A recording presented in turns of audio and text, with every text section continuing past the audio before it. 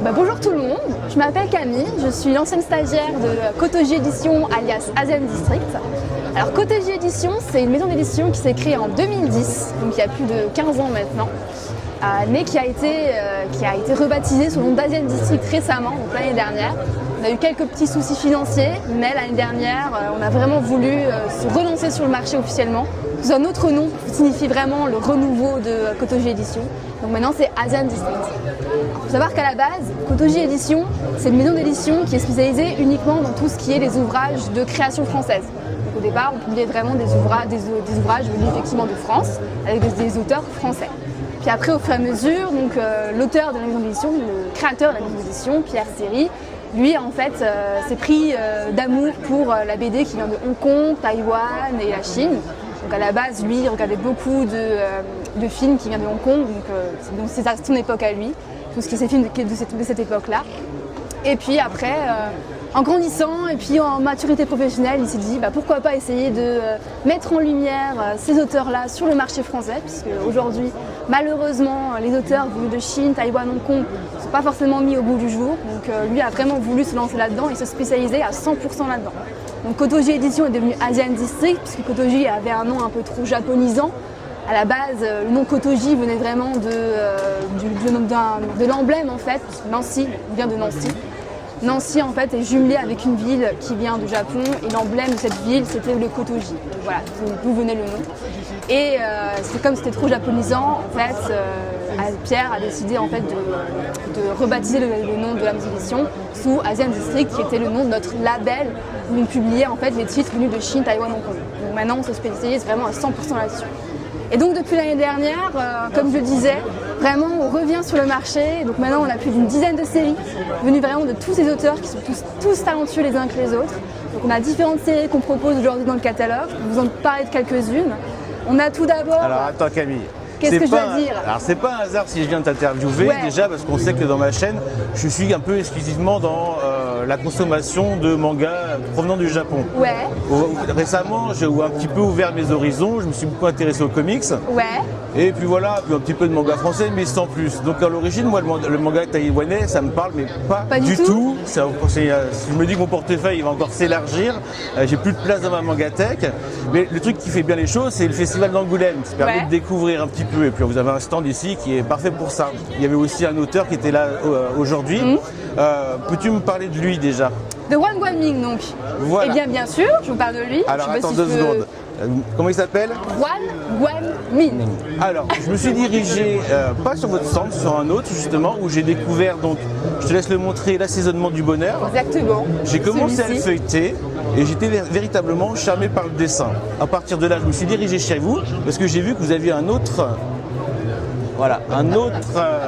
ouvrage du même auteur et qui en plus était présent pour le dédicacer. Exactement, pendant et donc tout le maintenant festival. je te laisse nous présenter cet auteur et pourquoi peut-être j'ai craqué. Eh bien, Wan Guanming, c'est un auteur qui est très populaire dans son pays d'origine en Taïwan. Nous, on essaie de le faire connaître en France comme étant le Taniguchi à la taïwanaise. C'est comme ça. Moi, je l'ai plutôt vu, c'est à première vue, parce que je n'ai pas encore lu, mais dans l'exercice du dessin, ça m'a plutôt fait penser à du Takehiko Inoue. Effectivement, vous n'êtes pas le premier à nous dire ça. Dans le trait, effectivement, ça ressemble beaucoup. Je ne sais pas si on peut peut-être un peu montrer quelques petites images. Voilà. Donc en fait, à la base, Wan Guanming, il vit à la campagne. Donc lui, la ville, c'est pas du tout son truc. Et en fait, il y a quelque chose qui le frappait beaucoup, c'est que dans les mangas, dans les manhwas de manière générale, on représentait beaucoup la ville et pas beaucoup la campagne. Donc lui, son trait, c'était vraiment centré sur des récits autour de la campagne, autour des personnages, autour de leur vie là-bas. Et donc l'assaisonnement du bonheur, ici, que vous voyez ici, en fait, c'est tout simplement un recueil d'histoires centré sur plein de personnages différents, sur leur vie, sur différents personnages, sur leur vie autour de la nourriture aussi. Donc c'est vraiment centré sur ce thème-là. En fait, Wan Guanming, les magazines de manière générale, il adore un peu tout ce qui est nourriture et surtout Wan Guanming. Donc lui, en fait, il était vraiment centré, il voulait vraiment essayer de faire quelque chose autour de ça. Donc du coup, le fil conducteur, c'est vraiment ça. Différents chapitres, 7 chapitres différents qui suivent différentes histoires et vraiment autour de différents plats venus d'Asie. Vous avez la sauce soja, vous avez plein de choses différentes dedans, effectivement. Donc s'il veut promouvoir la gastronomie taïwanaise, et la campagne aussi. Il fait aussi la promotion un petit peu d'une tranche de vie en fait. Exactement. Donc lui c'est vraiment c'est quelque chose qui l'a beaucoup marqué, c'est vraiment les récits de tranche de vie. Il est vraiment connu pour ça. C'est vraiment c'est pour ça qu'on l'appelle le Taniguchi à la taïwanaise. D'accord. C'est vraiment roman de tranche de vie, c'est manoir de tranche de vie, c'est vraiment ça. Ces personnages sont très stylés, d'où peut-être l'impression qu'on a vis-à-vis de Takei Inoue. Il y a aussi une ambiance très particulière dans l'Instrument du bonheur. Vous pouvez le savoir quand vous lisez le livre, effectivement, c'est toujours comme ça. Là, vous avez une atmosphère qui est très venue de la campagne, qui est très, très particulière, venue de là-dedans. Et l'autre ouvrage, oui, aussi de Wang Guanming. Celui que j'ai fait signer, très beau dessin d'ailleurs. J'ai eu un dessin. C'est celui-ci. Donc en fait, ça, c'est l'espèce de 7e chapitre de l'Instrument du bonheur. Ah d'accord. En fait, à la base, là, vous aviez un problème de pagination. Donc en fait, à Taïwan, il y a eu un petit problème avec l'éditeur. Donc Wang Guanming ne pouvait pas mettre son chapitre dedans. Voilà. Et en fait, nous, on lui a proposé pour le festival d'Angoulême, donc pourquoi pas proposer ce chapitre-là en exclusif en format collector. Ah, très bien. Donc voilà, donc lui il nous a fait une dédicace, une jaquette spéciale pour le festival d'Angoulême, que vous voyez ici. Ouais. Et en échange, on lui a proposé de faire une édition collector pour lui, pour le festival, à tirage limité, uniquement pour donc ces 4 jours de festival. Alors faites-moi confiance, hein, je vais les lire, hein, je ne les ai pas juste achetés pour avoir une dédicace et je vous ferai un retour, vous inquiétez pas. Pendant que je patientais avant d'avoir ma dédicace et tout ça, j'ai vu que tu avais besoin un petit peu de t'exprimer à propos de ton catalogue et tu as réussi à m'inciter à prendre 2 œuvres. Exactement. Peux-tu nous les présenter? Alors je vais vous présenter la première. J'ai été un peu facile. Hein. Donc la première, c'est Blood and Steel. C'est l'une des premières séries qu'on a publiées à Azam District. Alors elle fait 11 tomes en tout. Alors il y a un peu plus de tomes de prévus dans son pays d'origine à Hong Kong. Mais nous on a décidé de publier en France uniquement le premier arc.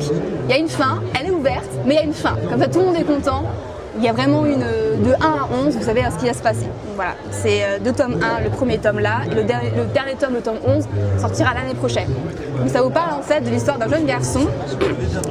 Du jour au lendemain, son clan va être massacré. Voilà, donc là, il va perdre toute sa famille, tous ses amis. Et en fait, il va se promettre de venger tout le monde. Et pour ça, il va se mettre à la quête en fait, de personnes qui vont pouvoir l'aider, donc d'amis, de personnes proches de lui, qui eux aussi ont connu ça, ont connu le massacre de son propre clan par les mêmes personnes. Et donc au fur et à mesure, les personnages vont se retrouver et ensemble, ils vont essayer effectivement de battre effectivement ce clan. Donc c'est centré sur les arts martiaux. C'est vraiment, donc c'est une BD hongkongaise et c'est vraiment centré sur tout ce qui vient de là-bas. On sent qu'il y a une vraie vision des choses, un vrai dynamisme dans la version de l'auteur, effectivement. Donc c'est vraiment arts martiaux 100%. C'est ça. Si je peux me permettre, lorsque je l'ai feuilleté, moi ce que j'ai trouvé très intéressant, hormis déjà le graphisme qui est très plaisant, qui fait très badass entre guillemets, j'ai trouvé que c'est la science du mouvement qui était vraiment un peu pas jamais vue, je dirais pas ça, mais assez particulière. Ça rend très attrayant le regard. On voyait des coups d'épée comme on voit plus dans des films que dans des mangas, et c'est vraiment ce qui m'a charmé. Alors j'ai demandé conseils, est-ce qu'il vaut mieux que je prenne le premier tome, ça me suffirait pour me décider à acheter la suite. On m'a bien conseillé de prendre les 2 premiers tomes, parce que le premier tome tout à fait. Met les choses en place. Et puis ensuite, je crois que vous avez 9 tomes en tout sur 11. Voilà. Sur les 11, les 2 derniers tomes sont l'année prochaine. Voilà, vous allez faire les 11 tomes. Exactement. Qui va marquer la fin d'un arc. Exactement, la fin du premier arc officiellement en France. Donc ça c'est pour la première série Blood and Steel. Ouais. Et la deuxième sur laquelle tu as craqué. Alors ça c'était le coup de cœur de Pierre Séry. Alors ça c'était effectivement le coup de cœur du créateur de l'exposition Pierre Séry. Voilà. Et celui-ci, Livre à zéro, c'est le mien. C'est le coup de cœur de tout le monde, mais c'est le mien en particulier, effectivement. Livre à zéro. Donc là, vous avez en fait une œuvre qui vient d'un auteur qui vient de Hong Kong, qui s'appelle Man Sang. Ils sont plusieurs à avoir créé l'œuvre. Je t'en prie, tourne-le, il est à l'envers. Ah, je l'ai à l'envers? Ouais. Oh là là. C'est mieux comme ça ou pas? Voilà, c'est mieux comme ça. Ah, c'est parce que la jaquette est à l'envers. C'est la pochette qui est à l'envers. Effectivement. Donc voilà. Donc l'auteur Man Sang vient de Hong Kong. En fait, c'est plusieurs auteurs qui ont travaillé dessus. Vous avez FCP, vous avez plein de personnes, chefs de décor, plein de choses. Il faut savoir qu'à Hong Kong, le marché de la BD ne marche pas forcément. Et en fait, tous ensemble, c'est un peu une bande de potes qui se sont dit pourquoi pas essayer de faire quelque chose. À la base, Man Sang, lui, c'est un artiste peintre dans son pays. Lui, tout ce qu'il fait, c'est peindre sur les murs, faire des tableaux, ce genre de choses, ou alors faire des portraits sportifs. Il n'est pas du tout dessinateur de BD. Et un jour, avec tous ses potes, ils se sont dit pourquoi pas faire quelque chose. Ils ont essayé de participer à des prix. Et ils ont eu quelque chose, donc ils ont eu droit à une bourse, et tous ensemble, grâce à cette bourse, ils ont fait ce fabuleux ouvrage qui s'appelle Libra Zero. Et donc Libra Zero, en fait, ça vous raconte l'histoire d'un espion, d'un ancien espion, qui venait d'une organisation criminelle et en fait qui s'est reconverti. Aujourd'hui, maintenant, il fait partie du camp des gentils. Et en fait, il va essayer, donc il va se rendre compte qu'il va y avoir une affaire un peu bizarre dans les rues de Tokyo, une affaire liée à la drogue. Et en fait, avec son organisation du monde entier, ils vont essayer de résoudre un peu l'affaire. Voilà, c'est très brièvement résumé. Mais en gros, vous avez donc le clan des gentils qui essaie de battre les méchants. Et en fait, la particularité de Libra Zero, c'est que vous avez un début, une fin et un milieu. Donc en fait, vous avez le chiffre 1 pour dire qu'il y a un tome, mais en fait, ça se lit indépendamment du reste. D'accord. Donc il y a vraiment, à la fin, vous savez qui est le coupable, vous savez qui est là, quoi. Donc effectivement. Mais il y a quelque chose, il y a un petit quelque chose qui laisse penser qu'il pourrait y avoir une suite. Voilà, c'est juste on suit les personnages. Vraiment ça, vous savez vraiment ce qui se passe à la fin. Encore une fois, on voit une science du mouvement qui est assez impressionnante. Exactement. Donc comme je disais tout à l'heure, lui en fait, il est spécialiste de tout ce qui est mouvement du corps, il dessine beaucoup de sportifs et ça se voit dans son dessin qui est très particulier effectivement. Donc lui, il dessine beaucoup au pinceau, c'est vraiment son instrument de base, c'est le pinceau. Donc là, vous voyez toutes les pages qui ont été faites, c'est vraiment fait au pinceau. Ça donne cet aspect très dynamique, des scènes assez incroyables. Donc voilà pour Libra Zero, notre nouveauté. Eh ben merci. Chez Azem District. Super. Alors, une recommandation, mais pas pour moi. Une recommandation, mais pas pour moi. Une recommandation que tu aimes bien faire, mais pas pour Manga Badass. Alors, oh non. Faut pas hésiter. Hein. Allez, on me dit celle-ci. Bon, on me dit celle-ci. Kotoji Story, donc c'est l'histoire de la maison d'édition. Effectivement, ouais. C'est effectivement l'histoire de Kotoji Édition. Donc en fait, Pierre, comme il a créé sa maison d'édition en 2010, comme j'ai dit tout à l'heure, il a eu des problèmes un peu il y a quelques années, notamment au niveau économique, il a des problèmes avec notre distributeur. Et donc il a décidé d'en faire un ouvrage pour un peu montrer à tout le monde l'envers du décor. Aujourd'hui, c'est facile de créer une maison d'édition en soi, c'est comme créer une entreprise, mais ce qui est compliqué, c'est dans la durée. C'est comment on fait pour continuer à faire de sa maison d'édition un succès sur le long terme, quoi. Et donc dans cet ouvrage, Pierre il a décidé en fait de tout dire dedans, sans filtre, de tout dire. Donc il est un peu négatif par moment, effectivement, mais à la fin ça reste positif.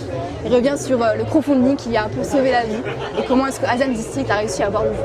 Donc Kotoji Story, si ça vous intéresse de connaître un peu plus l'histoire de notre maison d'édition. Et ben ça tombe bien parce que j'avais une question impertinente qui allait s'adresser normalement à Pierre Siri. Alors tu as le droit de botter en touche. C'est vrai, j'ai le droit. Tu as le droit de botter en touche, mais j'avais une petite question.